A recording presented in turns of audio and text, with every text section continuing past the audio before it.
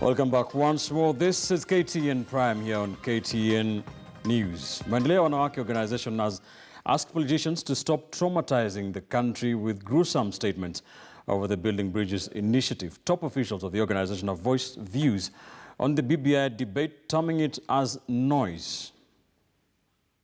We strongly believe that grievances, disputes, and differences in opinion could be addressed in a respectable way, and especially when addressing the head of the country, His Excellency the President, and Commander-in-Chief of the Defense Forces of this country, the Deputy President, the Right Honorable former Prime Minister, government leadership, and all leaders who are working in government.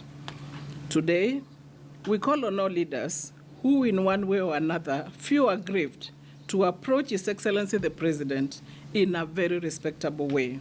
And I believe together they can get a solution to a better Kenya for all of us. We call on Kenyans to tone our voices down and work for our concerted unity as a people who listen to